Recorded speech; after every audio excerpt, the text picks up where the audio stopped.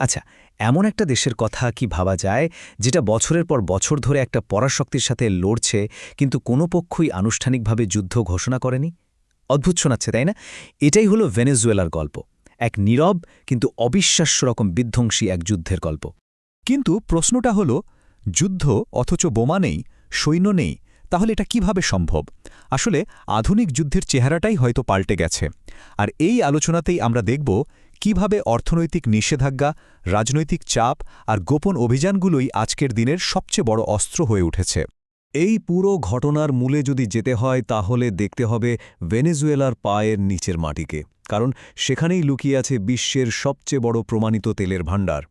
আর যখন হুগো চাবেজ এবং তারপর নিকোলাস মাদুরো মতো মার্কিন বিরোধী নেতারা ক্ষমতায় এলেন, তখন এই তেলের ভাণ্ডারই যেন একটা জ্বলন্ত ইস্যু হয়ে দাঁড়ালো। ভেনেজুয়েলা তখন একটা পরাশক্তির জন্য সরাসরি চ্যালেঞ্জ, আর এখান থেকেই কিন্তু এই নীরব যুদ্ধের মঞ্চটা তৈরি হতে শুরু করে। তো এই নীরব যুদ্ধের প্রথম অস্ত্রটা কিন্তু কোনো বন্দুক বা মিসাইল ছিল না, বরং এটা ছিল এমন কিছু যা চোখে দেখা যায় না, কিন্তু এর আঘাত অনেক বেশি গভীর।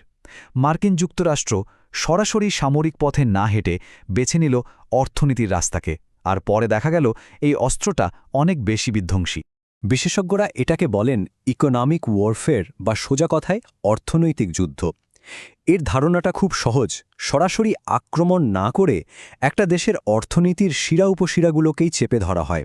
লক্ষ্য একটাই, ভেতর থেকে পুরো কাঠামোটা ভেঙে দেওয়া, যাতে সরকার এমনিতেই দুর্বল হয়ে পড়ে। আর ভেনেজুয়েলার ক্ষেত্রে ঠিক এটাই করা হয়েছিল, প্রথম একটার পর একটা পদক্ষেপে।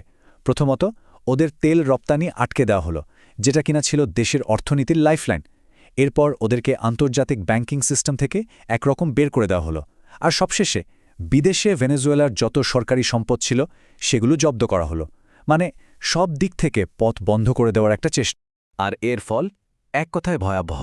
দেশের মুদ্রাস্ফীতি 1000%-এরও বেশি হয়ে গেল। ভাবা যায়, মানে আজকে সকালে যে জিনিসটা 1 টাকায় পাওয়া যেত, কালকে সেটার দামই হয়ে গেল 1000 টাকার বেশি। সাধারণ মানুষের জীবনযাত্রার উপর এর কী প্রভাব পড়তে পারে সেটা সহজেই অনুমেয়। আর হ্যাঁ, এই ধরনের বড় বড় নীতির সবচেয়ে বড় ভুক্তভোগী হয় কিন্তু সাধারণ মানুষই। দেশজুড়ে খাবার আর ওষুধের এমন সংকট তৈরি হল যে লক্ষ লক্ষ মানুষ চরম দারিদ্র্যের মধ্যে চলে গেল। এটা শুধু সংখ্যার খেলা ছিল না, এটা ছিল বাস্তব জীবনের এক ট্র্যাজেডি। কিন্তু এই অর্থনৈতিক চাপটা আসলে একটা বড় খেলার অংশ মাত্র। এর আসল উদ্দেশ্য ছিল রাজনৈতিক। লড়াইটা শুধু টাকা পয়সার ছিল না, লড়াইটা ছিল ক্ষমতার বৈধতা নিয়ে। কে আসলে ভেনেজুয়েলার আসল শাসক? আর 2019 সালটা ছিল এই নাটকের সবচেয়ে গুরুত্বপূর্ণ অধ্যায়। সে বছর আমেরিকা একটা অভাবনীয় পদক্ষেপ নিল। তারা ভেনেজুয়েলার নির্বাচিত প্রেসিডেন্ট নিকোলাস মাদুরোকে অবৈধ ঘোষণা করল। এখানেই শেষ না, তার জায়গায় বিরোধী নেতা হুয়ান গুয়াইদোকে দেশের অন্তর্বর্তীকালীন প্রেসিডেন্ট হিসেবে স্বীকৃতি দিয়ে দিল।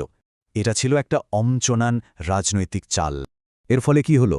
দেশে একটা অদ্ভুত পরিস্থিতি তৈরি হল।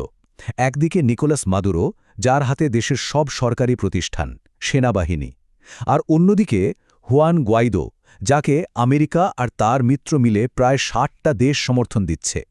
মানে একটা দেশে কার্যত দুজন প্রেসিডেন্ট। এই পুরো রাজনৈতিক খেলার আসল লক্ষ্য ছিল দুটো। এক, মাদুরো সরকারকে আন্তর্জাতিকভাবে একদম একা করে ফেলা। আর দুই, দেশের সবচেয়ে শক্তিশালী স্তম্ভ অর্থাৎ সেনাবাহিনীর ভেতরে একটা ভাঙন ধরানো। কিন্তু যখন দেখা গেল যে এই রাজনৈতিক আর অর্থনৈতিক চাপে খুব দ্রুত কাজ হচ্ছে না, তখন এই নীরব যুদ্ধটা আর একটা অন্ধকার দিকে মোড় নিল। সংঘাতটা চলে গেল পর্দার আড়ালে, মানে গোপন জগতে। শুরু হলো ছায়া অভিযান। মানে লড়াইটা আর শুধু অর্থনীতি বা কূটনীতিতে আটকে রইল না, এর একটা গোপন সামরিক দিকও ছিল। যদিও কোনো পক্ষই এটা স্বীকার করেনি, কিন্তু পর্দার আড়ালে সামরিক তৎপরতার অভিযোগ উঠছিল বারবার। এর সবচেয়ে স্পষ্ট উদাহরণ বোধহয় 2020 সালের অপারেশন গেরিয়ান। ব্যাপারটা কি ছিল? একদল ভাড়াটে সৈন্য সমুদ্র দিয়ে ভেনেজুয়েলায় ঢোকার চেষ্টা করে। তাদের উদ্দেশ্য ছিল সরাসরি প্রেসিডেন্ট মাদুরোকে ধরে ফেলা আর সরকারকে ফেলে দেওয়া। কিন্তু সেই অভিযানটা খুব বাজেভাবে ব্যর্থ হয়। কিন্তু অপারেশনটা ব্যর্থ হলেও এটা একটা জিনিস খুব পরিষ্কার করে দিয়েছিল, এই লড়াইটা শুধু আলোচনার টেবিলে বা ব্যাংকিং সিস্টেমে সীমাবদ্ধ নেই। অনেকেই মনে করেন এই ধরনের একটা অভিযানের পেছনে কোনো না কোনো গোয়েন্দা সংস্থার হাত থাকার সম্ভাবনা উড়িয়ে দেওয়া যায় না। তো এই যে এত কিছু হল, অর্থনৈতিক চাপ, রাজনৈতিক খেলা, গোপন অভিযান, এর পেছনে আসল কারণটা কি? এখানে আমরা দুটো বিলকুল ভিন্ন ব্যাখ্যা পাই, আর এই দুটো ব্যাখ্যাই আমাদের এই সংঘাতের আসল উদ্দেশ্য নিয়ে ভাবতে বাধ্য করে। একদিকে আমেরিকার সরকারি ভাষ্য হল তারা যা কিছু করেছে সেটা ভেনেজুয়েলার গণতন্ত্র আর মানবাধিকার রক্ষার জন্যই করেছে। আর অন্যদিকে সমালোচকদের বক্তব্য হল গণতন্ত্র বা মানবাধিকার আসলে একটা অজুহাত। আসল লক্ষ্য ছিল ভেনেজুয়েলার বিপুল তেলের ভাণ্ডারের ওপর নিয়ন্ত্রণ প্রতিষ্ঠা করা আর ওই অঞ্চলে নিজেদের প্রভাব ধরে রাখা। এখন উদ্দেশ্য যাই হোক, সত্যিটা হল মাঠের বাস্তবতা ভয়ঙ্কর। ভেনেজুয়েলা আজ এক গভীর মানবিক সংকটে ডুবে আছে। অর্থনীতি ভেঙে পড়েছে, লক্ষ লক্ষ মানুষ দেশ ছেড়েছে, আর রাজনৈতিক অস্থিরতা তো এখনও চলছেই। শেষ পর্যন্ত ভেনেজুয়েলার এই ঘটনাটা আমাদের একটা বড় শিক্ষা দেয়।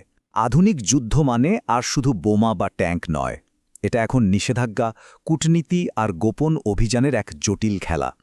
আর এই খেলার সবচেয়ে বড় মূল্যটা চুকাতে হয় সাধারণ মানুষদের। এই পুরো আলোচনাটা আমাদের একটা চূড়ান্ত প্রশ্নের সামনে এনে দাঁড় করায়। একটা নীরব যুদ্ধের আসল মূল্য ঠিক কী? আর যখন যুদ্ধটা পর্দার আড়ালে হয়, তখন সেই মূল্যটা কে আর কিভাবে পরিশোধ করে?